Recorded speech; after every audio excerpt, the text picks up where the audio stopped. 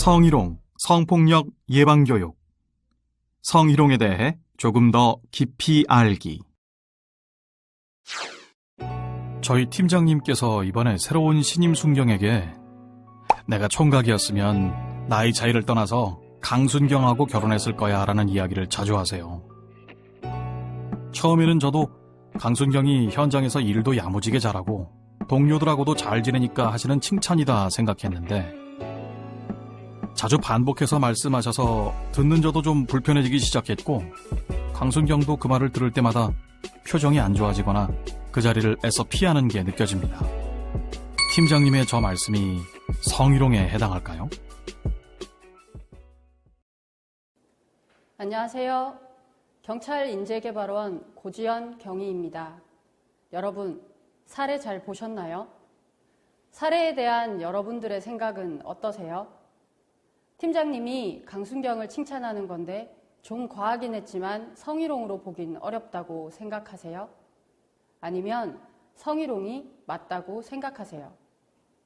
이 사례는 실제 사건을 재구성한 것으로 일반적인 사람의 관점에서 보았을 때도 성적 굴욕감과 혐오감을 느끼게 하기에 충분한 것으로 판단된 사건입니다. 팀장은 강순경보다 우월적 지위에 있는 사람이고 팀원에 대한 신뢰 또는 칭찬의 표현은 다른 표현으로도 얼마든지 가능함에도 내가 총각이었으면 강순경하고 결혼했을 거야 라는 여성 또는 이성이라는 성별에 기반한 발언을 지속적으로 하는 것은 성희롱이 될 수 있습니다. 우리가 하루의 대부분을 생활하는 사무실, 순찰차 안에서 매일 얼굴을 마주 봐야 하는 여러분의 상사나 동료로부터 성적인 굴욕감이나 혐오감을 느끼게 하는 말과 행동을 들어야 한다면 여러분들은 어떻게 하시겠습니까? 그리고 이러한 말과 행동들이 성희롱과 관련되는 이유는 무엇일까요? 직장 내 성희롱은 우리가 생각하는 것보다 더 자주 그리고 일상의 공간에서 발생하고 있습니다. 경찰 조직 내에서 성희롱이 빈번하게 발생하고 있다면 시민들은 어떻게 생각할까요? 젠더폭력 사건을 담당하고 있는 경찰의 직무집행에 대한 공정성을 의심하거나 신뢰도 저하로 연결되지는 않을까요? 그리고 도대체 어디까지가 성희롱이고 어디까지가 아닌지 헷갈리거나 별나고 예민한 일부 상대방의 문제로 생각하지는 않으세요? 성희롱의 피해자가 될까봐, 성희롱의 행위자가 될까봐 걱정되지는 않으세요? 이처럼 경찰 조직 내 성희롱 행위의 근절은 시민들과 유기적으로 연결되어 있는 경찰 직무의 특성, 경찰관의 성평등한 직무 환경 조성을 위해 반드시 필요합니다. 조금만 귀 기울여 제대로 알면 좋은 경찰관, 좋은 동료가 될 수 있는 또 하나의 역량을 키울 수 있습니다. 경찰청 양성평등정책 담당관실에서는 경찰 조직의 문화 특성을 바탕으로 성희롱과 위력의 관계, 성희롱의 판단 기준, 조직 내 감시자이자 피해자에 대한 든든한 조력자로서의 동료 역할 등을 주요 내용으로 하는 표준교육안을 제작하여 성희롱 예방 교육을 실시하고자 합니다. 첫 시간에는 성희롱 관련 근거 법률과 적용 범위를 이해하고 성희롱의 개념 및 판단 기준 등에 대해 학습해 보도록 하겠습니다. 이번 시간에는 성희롱의 법적 개념과 성립 요건 등을 이해하고 각 사안별 성희롱 여부 판단 방법에 대해서 학습해 보도록 하겠습니다. 성희롱 근거 법률. 성희롱은 영어로 sexual harassment, 즉 성적 괴롭힘으로 해석됩니다. 1993년 서울대 조교가 교수에게 성희롱 피해를 입고 민사소송을 제기하였고 이것이 우리나라에서 최초로 제기된 직장 내 성희롱 관련 소송이었습니다. 이 사건을 계기로 성희롱이 불법행위라는 사회적 인식이 생기기 시작했습니다. 사실 희롱이라는 단어는 일반적으로 장난, 놀림의 뜻으로 사용되고 있어서 자칫 성희롱을 가벼운 놀림이나 장난으로 잘못 인식할 수 있습니다. 그러나 성희롱은 위력에 기반한 직장 내 괴롭힘과 같은 맥락의 성적 괴롭힘이라는 사실을 기억해야 합니다. 성희롱 관련 법률에는 양성평등기본법, 국가인권위원회법, 남녀 고용평등과 일가정 양립 지원에 관한 법률이 있습니다. 이 가운데 경찰청에 직접 적용되는 법률은 무엇일까요? 정답은 양성평등기본법과 국가인권위원회법입니다. 남녀 고용평등과 일가정 양립 지원에 관한 법률은 사업장이 주된 적용 대상이기 때문에 경찰청이 간접적인 영향을 받을 수는 있지만 직접 적용되는 법률은 아닙니다. 양성평등기본법은 국가와 지방자치단체의 책무 등 기본적 사항을 적용하기 위한 법률로 제3조 제2호에 근거하여 국가기관, 지방자치단체 또는 대통령령으로 정하는 공공단체를 그 적용 범위로 하고 있습니다. 따라서 국가기관인 경찰은 이 법의 적용을 받게 됩니다. 또한 국가인권위원회법은 제2조 제3호 라목에 근거하여 공공기관을 그 적용 범위로 하고 있어 이에 따라 경찰청도 이 법의 적용 대상이 됩니다. 남녀 고용평등과 일가정 양립지원에 관한 법률의 적용 범위는 제3조에 근거하여 근로자를 사용하는 모든 사업 또는 사업장으로 제한하고 있어 경찰에 적용되는 법률이 아니지만 경찰관으로서 시민들의 성희롱 피해 신고를 처리해야 하는 경우도 있고 관련 판례들은 성희롱의 판단과 해석에도 영향을 미치기 때문에 알아두어야 할 법률입니다. 성희롱 성립 요건. 양성평등기본법 제3조 제2호에 따른 성희롱의 개념을 살펴보겠습니다. 성희롱이란 업무, 고용, 그 밖의 관계에서 국가기관, 지방자치단체 또는 대통령령으로 정하는 공공단체의 종사자, 사용자 또는 근로자가 지위를 이용하거나 또는 업무 등과 관련하여 성적 언동 또는 성적 요구 등으로 상대방에게 성적 굴욕감이나 혐오감을 느끼게 하는 행위, 상대방이 성적 언동 또는 요구에 대한 불응을 이유로 불이익을 주거나 그에 따르는 것을 조건으로 이익공여의 의사표시를 하는 행위로 규정되어 있습니다.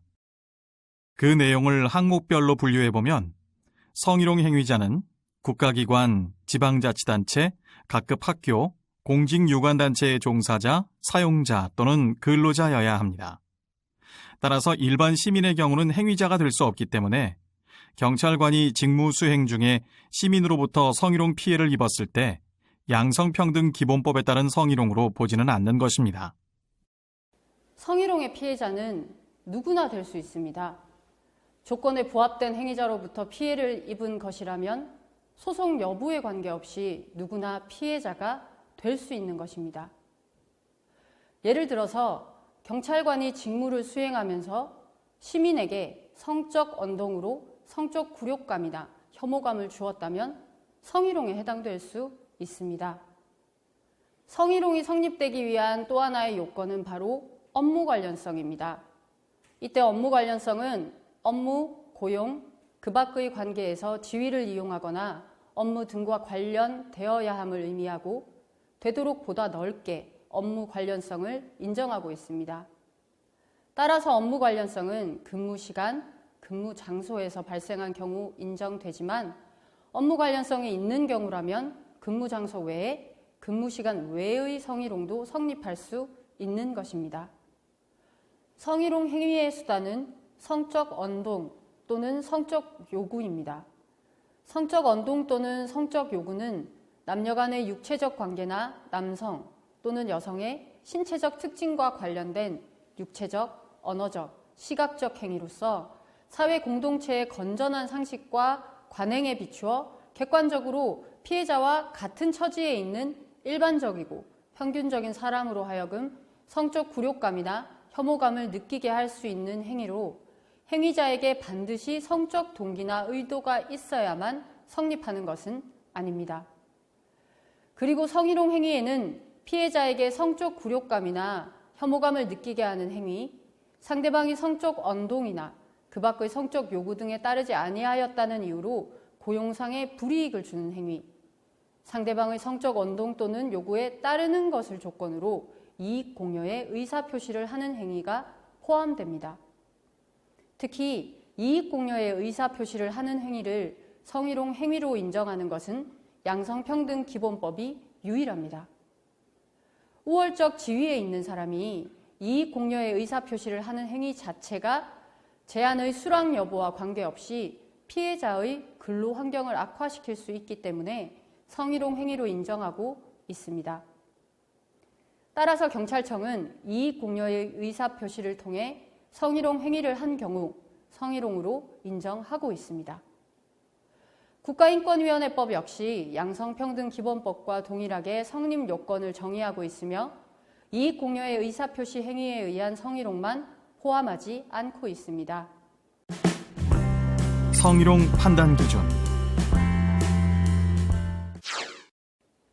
현행 법률의 성희롱 성립 요건을 살펴보았습니다. 이러한 성립 요건을 검토하였음에도 성희롱 성립 여부를 판단하기 애매할 때 판단 기준은 무엇이 되어야 할까요? 대법원 판결에 따르면 성희롱 사건의 판단 기준은 피해자와 같은 처지에 있는 일반적이고 평균적인 사람으로 피해자의 관점에서 판단하도록 하고 있습니다.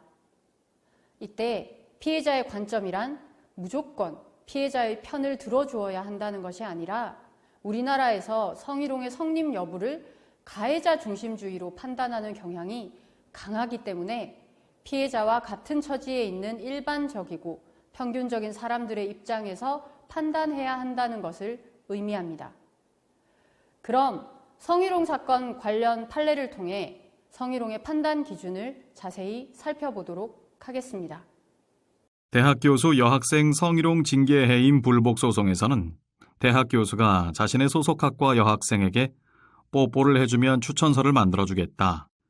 남자친구와 왜 사귀냐, 나랑 사귀자, 엄마를 소개시켜달라는 등의 발언을 하고 수업 시간 중 백허그 자세로 지도하고 불필요하게 한 의자에 앉아 가르쳐 주었으며 복도에서 마주칠 때 얼굴에 손대기, 허리에 손 두르기와 함께 손으로 엉덩이를 툭툭 치는 행위, MT에서 자고 있던 피해자의 볼에 뽀뽀를 2차례 하는 등의 신체적 접촉 행위로 성희롱을 하였으며 관련 행위에 대해 소속 대학에서는 해임 처분을 내렸고 이에 대학 교수는 처분에 불복하여 소송을 제기하였습니다.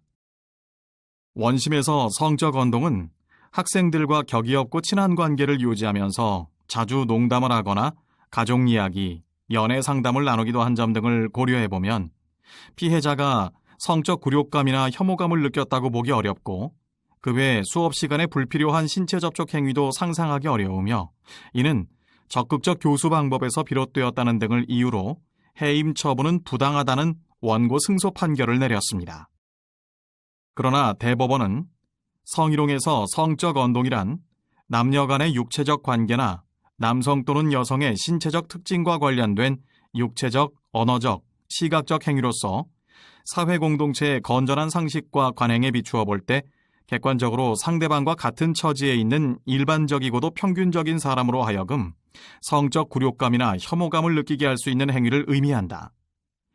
위 규정상의 성희롱이 성립하기 위해서는 행위자에게 반드시 성적 동기나 의도가 있어야 하는 것은 아니지만 당사자의 관계, 행위가 행해진 장소 및 상황, 행위에 대한 상대방의 명시적 또는 추정적인 반응의 내용, 행위의 내용 및 정도, 행위가 일회적 또는 단기간의 것인지 아니면 계속적인 것인지 여부 등의 구체적 사정을 참작하여 볼 때 객관적으로 상대방과 같은 처지에 있는 일반적이고도 평균적인 사람으로 하여금 성적 굴욕감이나 혐오감을 느낄 수 있게 하는 행위가 있었고 그로 인하여 행위의 상대방이 성적 굴욕감이나 혐오감을 느꼈음이 인정되어야 할 것이다 라고 판결함으로써 교수의 행위는 성희롱에 해당하고 해임 처분은 정당하다고 인정하였습니다.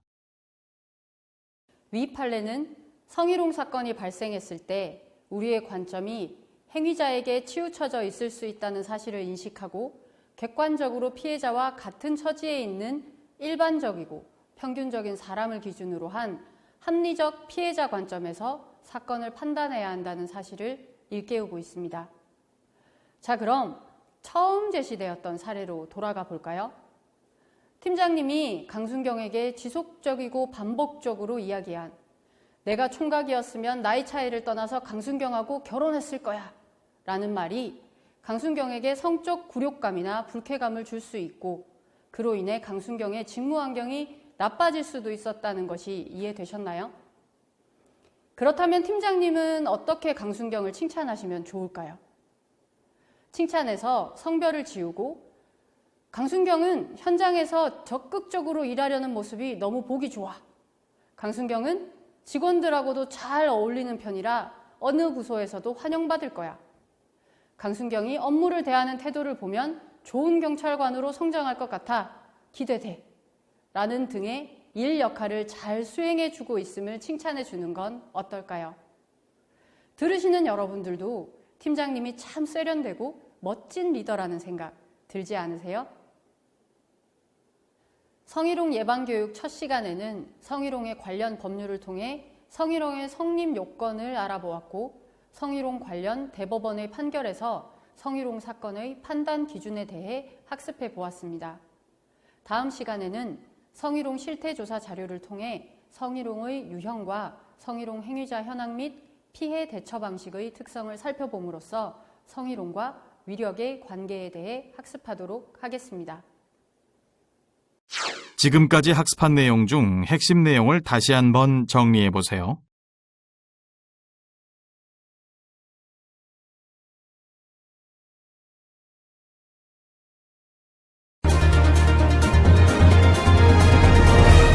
이번 시간의 학습을 마칩니다.